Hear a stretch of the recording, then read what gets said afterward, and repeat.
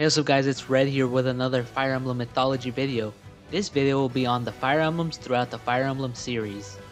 There is a good amount of them, as every continuity / universe has their own Fire Emblems.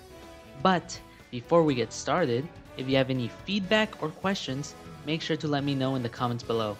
Also, if you enjoy my content, make sure to leave a like and subscribe as well. Also, spoiler alert for most of the franchise. So, let's get started with the first Fire Emblem. The first Fire Emblem is from the very first game, Shadow Dragon and the Blade of Light, and its remake.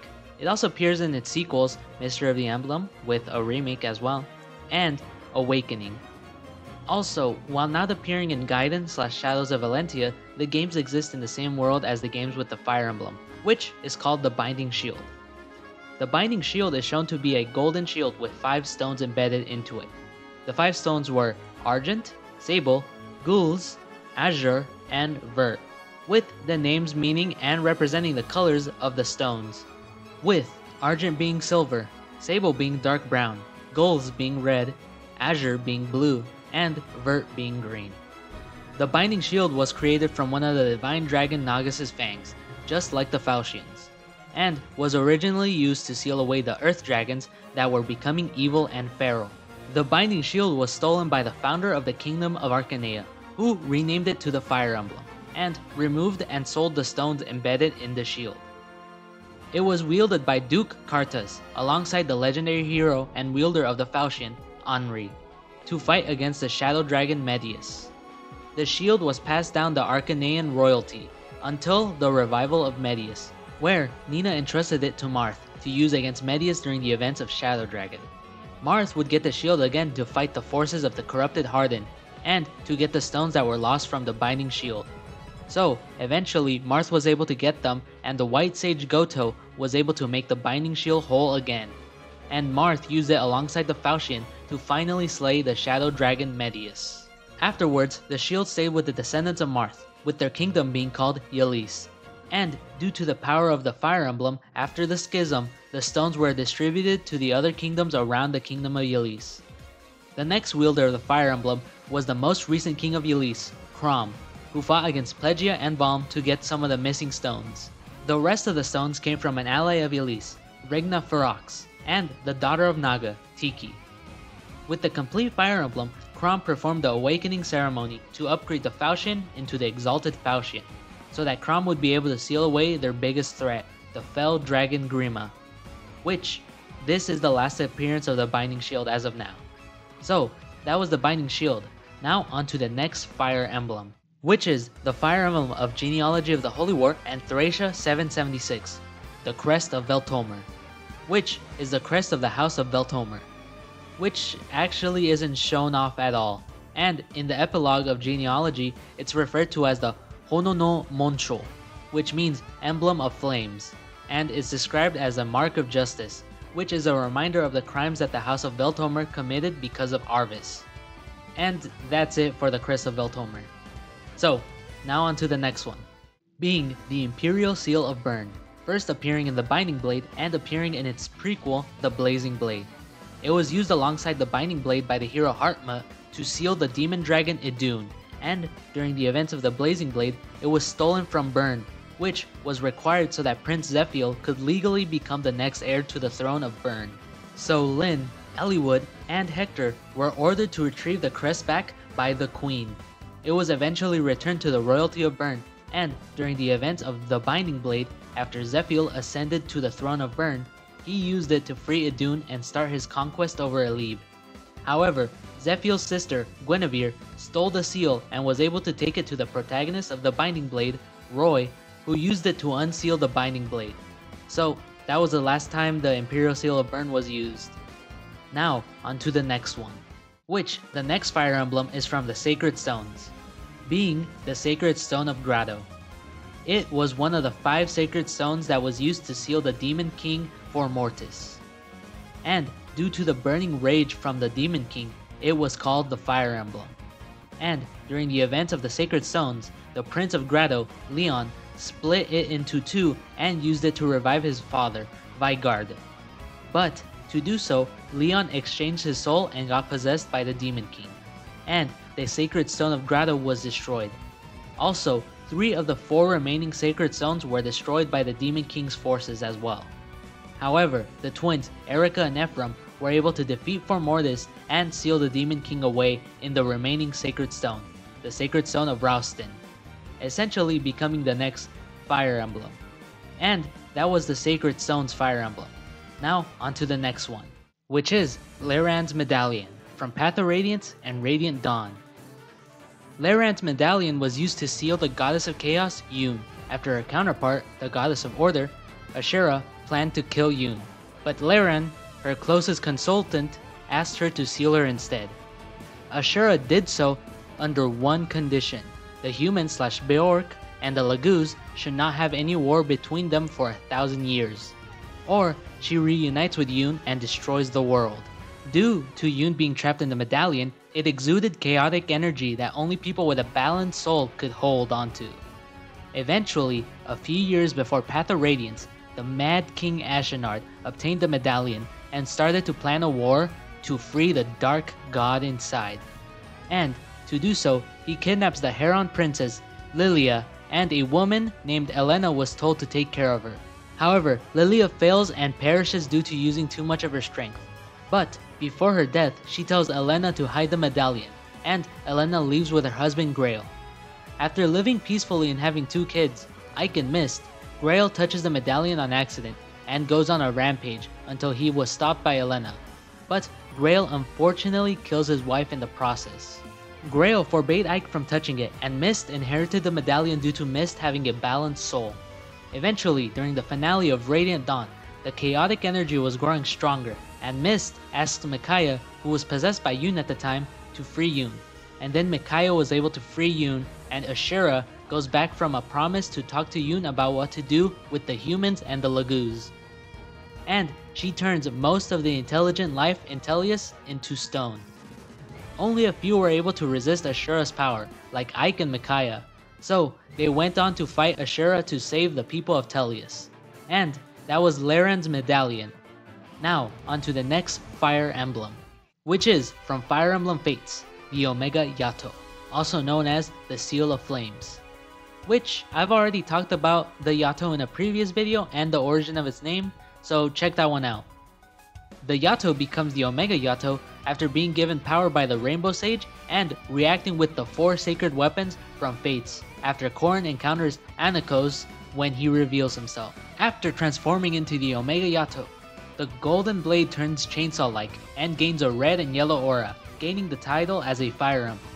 Corrin uses it to defeat Anakos and restore peace to Hoshido and Nor. And that was the Omega Yato. Now, onto the Crest of Flames from Fire Emblem 3 Houses. The Crest of Flames is also called the Crest of the Goddess, as the Crest of Flames' crest stone was the heart of the goddess Sothis. And when Sothis was slain by those who slither in the dark, her bones became the sword of the creator and had the crest stone embedded into the blade, with the first human to get the crest and the ability to wield the sword being the King of Liberation, Nemesis. I've also talked a bit about the sword of the creator and the backstory in my previous video, so check that one out, as I won't talk much about the backstory in this video. So, eventually the crest stone was placed into the protagonist Byleth when they were born so that they could live, and it gave them the Crest of Flames and the ability to use the sword of the creator. But there was another to have the Crest of Flames in their blood thanks to the experiments conducted by those who slither in the dark, with the other person being the Emperor of Adrestia, Edelgard. The fate of the Crest of Flames and its creststone is up to the player, as in one ending it gets destroyed with all other crests disappearing as well, and in others it stays with Byleth. So, that was the Crest of Flames, but before we get into the Fire Emblem of Engage, I'll talk about 2 Fire Emblem spin-offs that have Fire Emblems, starting with the Fire Emblem of Fire Emblem Warriors, the Shield of Flames. It serves the same purpose as the Binding Shield / has a very similar design. The Shield of Flames was created by the Divine Dragon Queen from Aetolis to seal away the Chaos Dragon Velzark, and during the events of the game, his followers were trying to free Velzark. The twin protagonists, Rowan and Liana, fought against the forces of Velzark, and like the Binding Shield, they were trying to find the 5 Gleamstones that were embedded in the shield. And as they were about to complete it, an ally of the twins, Darius, stole the shield and performed a ritual to revive Velzark. So, Rowan and Lyanna fought against Velzark and completed the Shield of Flames to defeat Velzark. However, Darius was killed during the fierce battle. And that was the Shield of Flames. Now, onto one of my personal favorite Fire Emblems, which is the Opera of Light from Tokyo Mirage Sessions Sharp at Feet, as the Opera of Light is the counter to the Opera of Shadows, which was used to revive the Shadow Dragon Medius. The Opera of Light is performed when a lord, in this case Itsuki, and his allies that represent the roles of Pegasus Knights, Cavaliers, Mages, Knights, Archers, and Swordsmen complete trials and gain the support of their mirages. The lord also has to gain the blessing of the Hero King Marth to perform the opera, and Itsuki succeeds and gains the powers of Marth and transforms into the Hero King himself. And because it was performed in game, I'll actually show the cutscene.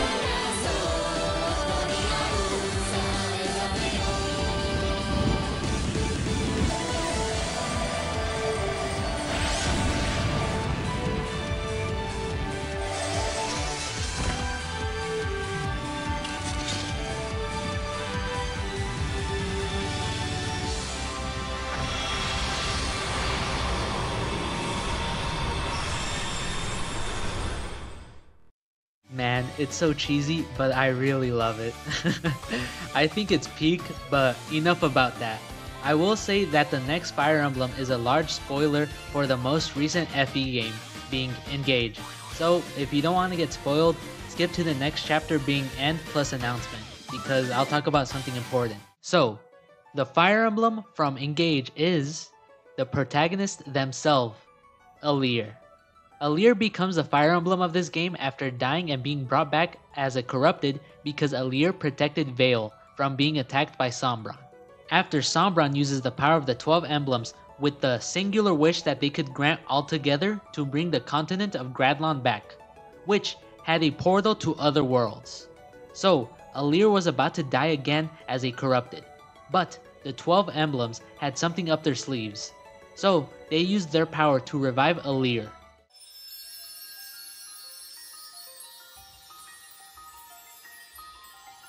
Dragon Child, you who fought bravely even after death, would you rise once more? I want to fight. It can't end here. No matter how hard it may be, I have to continue until the world is safe. I must fight. Like the emblems have! I have heard your wish, and thus, our power is yours.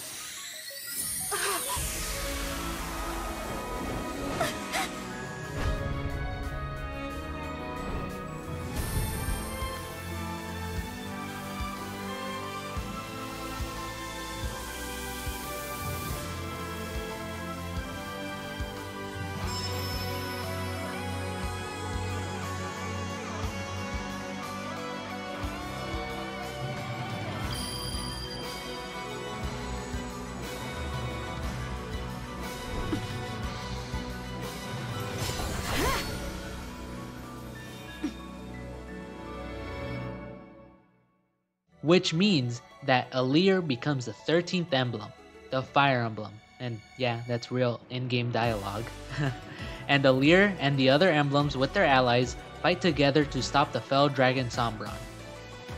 I must really like cheese, cause this is also another Fire Emblem that I love. The cheesy dialogue really makes me love this game. But anyways, that was the last Fire Emblem currently. So make sure to leave a like, comment, and subscribe if you enjoyed this video. But before you go, I have some announcements to make. As for at least a little while, the FE Mythology videos will be released bi-weekly. However, that doesn't mean I won't upload any videos between those weeks, as I'll start a new Mythology series. I've already said what game these videos will be on, so the videos will be on... Let's rock, baby.